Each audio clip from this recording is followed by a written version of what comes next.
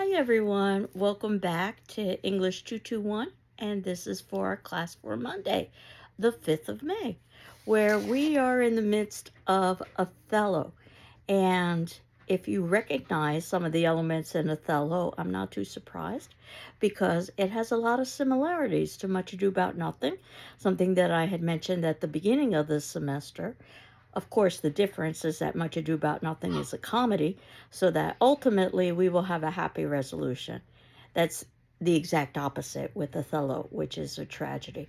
And as you saw with Macbeth, tragedies are very, very dark and very, very disturbing. And Othello is no different. In fact, some have argued that Othello might be Shakespeare's most disturbing tragedy because it occurs in the bedroom, not the stateroom.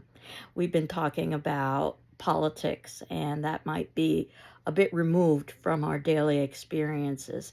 But once we get into the issue of who do you trust, your best friend or your seeming best friend or your new spouse, then that becomes much more personal and much more relevant. And people tend to be rather surprised by this, that Shakespeare has so much contemporary relevance.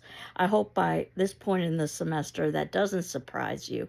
But a play about racism, a play about sexism, a play about domestic violence fits 2025 as easily as it fit Shakespeare's time. Now, Moor is a member of the northeastern African Muslim people of mixed Berber and Arab descent. But what's most important is that a Moor has dark skin and Desdemona has light skin. And one of the things that is unfortunate about Macbeth, or I should say Othello, is that many of the past productions have used Caucasian actors in makeup, blackface in effect, to portray Othello. Laurence Olivier, for instance, and this was in 1965, one of his most definitive performances, is a great example of that. And you can see that I've included multiple clips in the notes below for you to see. 3 minutes, the Laurence Olivier version of Othello. Orson Welles also did the same. I have a trailer for you of his Othello that came out in 1952, which was before Laurence Olivier. BBC. We've talked about the BBC before, and this is with Anthony Hopkins, Silence of the Lambs fame, and you'll see a 2 minute trailer from 1981. Now, more recent performances try to get a sense of authenticity. So, the globe on screen, which is something that you might recognize from the beginning of this semester, gives us an Othello with a dark skinned actor. And I've included the trailer for that for 1 minute. That was in 2008. Kenneth Branagh, a name that you might be familiar with at this point in the semester, great contemporary Shakespearean actor, also did Othello and cast himself in the role of Iago because in many ways this play is more about Iago than it is about Othello. Much like in Macbeth, in many ways the play is more about Lady Macbeth than it is about Macbeth. And this is with Lawrence Fishburne in the role of Othello, and I've also included that trailer.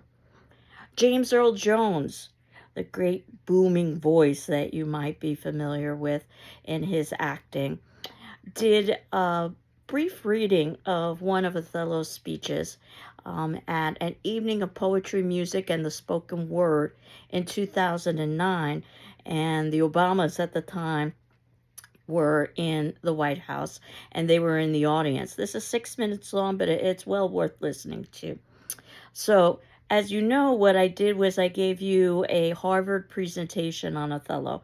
What I've been trying to do over the course of the semester is to give you lots of different versions or ways of thinking about performance and discussion of performance. So we've got a Harvard scholar, and you saw her interact with her class, where they talked about many of the things that we've talked about over the course of the semester, such as themes. And many of the themes in Othello include love, jealousy, which we've seen in comedies, order and chaos, which we've also seen in comedies, honesty and falsity, which we've also seen in comedies, self-knowledge, class, nation and place, honor, reputation, insecurity, women's rights, animal imagery, dark light imagery, and many of these things we've seen in comedies and in histories, but of course we're going to get a sense of darkness. And race is probably one of the primary elements of this particular piece. And I had given you an audio to listen to. That's a completely different experience, reading a play as opposed to watching a performance. But you can listen to something like an audio over the course of basically what it would take to perform the play, which is approximately 3 hours, give or take a little bit. Archangel is a very famous production company for putting Shakespearean plays on audio and using Shakespearean trained actors as their voice actors. And it does make a difference, as we saw with the version of Macbeth, that while it might have been too dark or too sparse for many people, I don't think there was anybody who, in the discussion forum, questioned the acting, which is truly superb. And then watching Ian McKellen, the great actor, Sir Ian McKellen, reflect upon how he prepared and ultimately presented his role in Macbeth as Macbeth is a wonderful treat, because now we get to see the inner workings of an acting mind. And what was barely discussed, I should tell you, in the Harvard presentation was a famous scene that's known as the marriage scene in Othello. It occurs in Act 3, Scene 3. And as you know, when we think about the pyramid structure of a Shakespearean drama, Act 3 is the pinnacle of action. And it's when both Othello and Iago at one point are kneeling in front of one another. It almost seems as if they are exchanging vows. And there have been some speculation about homoerotic tensions for Othello and Iago, perhaps explaining Iago's actions. And if Iago is much like a Don John character, as we saw in Much Ado About Nothing, well, then we are hard-pressed to come up with a reason for his delight in creating havoc and chaos, outside of the fact that he just delights in creating havoc and chaos. But at the beginning of the play, we're certainly introduced to Iago's racism. There's some very ugly and bestial language that's used at the beginning of the play. We are also told at one point in the play, but it's never followed through, that there's a rumor that perhaps Iago's wife has had an affair with Othello, Emilia, she is called. And again, we never get that follow through, so we assume that that's only a rumor. Of course, we know the devastating effects of rumors. We saw this in Much Ado About Nothing, and we will definitely see this in Othello as well. And some of the further subtleties of racism, I think, is also something that could have been discussed in greater depth in the Harvard presentation. I think about a contemporary, or a rather contemporary play that I do from the 1950s in my Introduction to Literature class, which I highly recommend, by the way. It's titled A Raisin in the Sun. It's written by Lorraine Hansberry. And it happens to be about a black family who's moving into an all-Caucasian neighborhood. And again, keep in mind the time period, the 1950s, and the pushback this family receives. And it's about lots of other things too, but that's the primary plot. And the family at one point is discussing why there is so much pushback for them moving into this neighborhood. And one of the family members says sarcastically, what are these people afraid of? Their neighbors in this new neighborhood, that we're going to eat them? And the response is, no, that we're going to marry them. And I think that's the crux of A Raisin in the Sun, but also the crux of Othello. Othello can be respected and liked and even welcomed until he crosses an invisible line. And that happens to be the marrying of Desdemona. So Think about all of those ideas as you are contemplating Othello and hopefully also contemplating paper number 2. And at this point, I should have returned paper number 1 to you, unless you've done a revision. I'm still working on revisions. So if you submitted in paper number 1 and you did not receive it back from me, please contact me as soon as possible. You all have the option of revising paper number 1, and you can do so up until the ending of the semester, which happens to be the last day of class when we are taking our final examination. And if you do decide to do a revision, I ask that you submit in the original copy with my comments on it along with your revisions so that I can compare and contrast. And your revision should be more than just making the grammatical corrections or suggestions that I've included in your paper, but also the summary comments. Those are probably the most important in terms of developing your paper so that you can strengthen it. And if you did a revision, you would get the higher of the 2 grades. You're not required to do a revision, but I think of the first paper as a kind of learning exercise. So regardless, you can take the lessons that you learned with the first paper and apply them to the second paper, which is very similar to the first paper in terms of length, approximately 4 to 5 pages. In terms of focus, a critical paper, so you shouldn't be using outside resources. And the difference is that you are writing about either the history play, which is Richard II, or you're writing about our 2 tragedies, or one of our 2 tragedies, whether it be Macbeth or it happens to be Othello. Now, if you've been looking at our course outline, you'll see that I've assigned one last play after Othello that is an extra credit. In other words, you're not required to read it, but you're encouraged to. And I will put an extra credit question on our final exam. It's entitled The Tempest. It's considered to be Shakespeare's last play before he retired. And it also is written in a different kind of style. So as you know, we began with talking about comedies, and then we moved to histories, and then we moved to tragedies. There is one last style that we think that Shakespeare mostly focused on at the ending of his career, and it's called tragic comedy, which means that it's darker than what you would expect in your particular comedy. But, there is a but.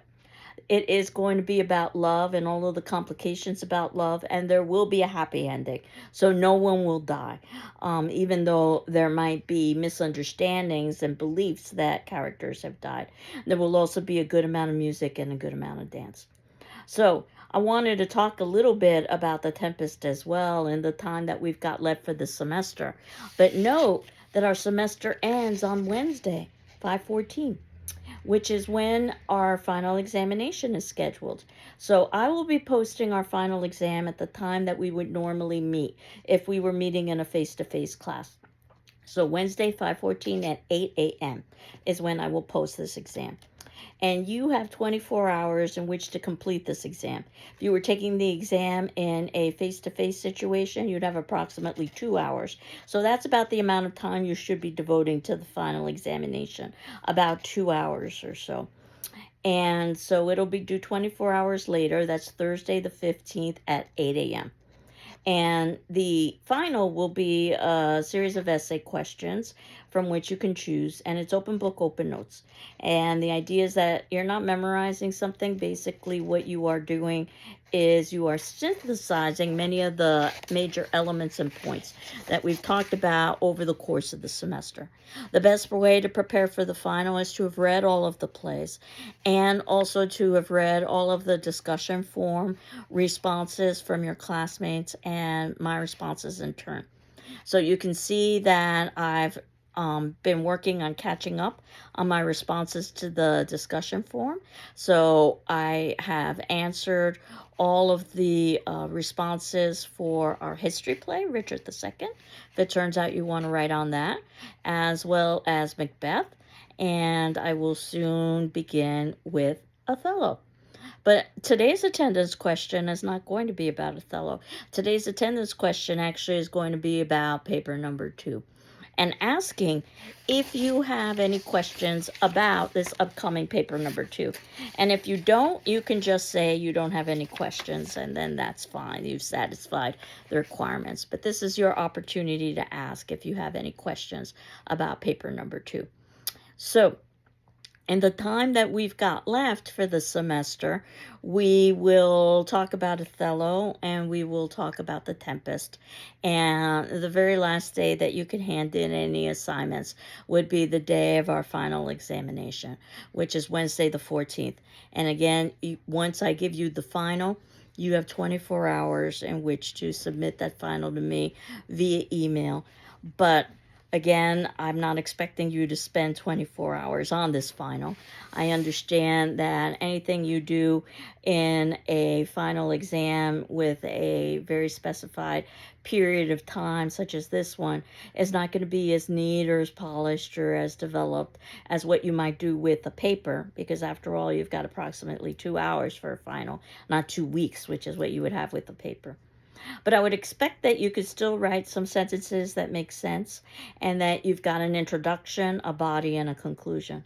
And students will oftentimes ask me, how long should the final exam be, their response to the essay questions? And my response is that as long as you can make it in the time frame that you've got. So again, I'm not expecting something that is developed in the way that a paper would be developed, but I'm still expecting an introduction, a body, conclusion. This is an opportunity for you to show off what you've learned, so to speak, over the course of the semester. And again, as open book, open notes, you can reference our class notes. And as you know, I've been retiring each week into a folder on our Moodle page under previous class sessions. This is a way for you to make reference to some of the class discussion observations that your peers have made or that I've made in return. And this is a way for you to synthesize some of the major themes and ideas that we've talked about over the course of the semester. And you can also reference your own writing as well. So if there's something from paper 1 or paper number 2 that seems to be applicable in the final exam, you can certainly do that. So in terms of where we are now, I'm going to ask you to watch those clips from Laurence Olivier, Orson Welles, Anthony Hopkins, and also the globe on screen, and finally Kenneth Branagh. Oh, and finally would be James Earl Jones. Sorry about that. And what we will do is that we will continue to talk about Othello next class. So I hope you're doing well. I'm doing well. And we will continue on discussing Othello. Take care. Bye-bye.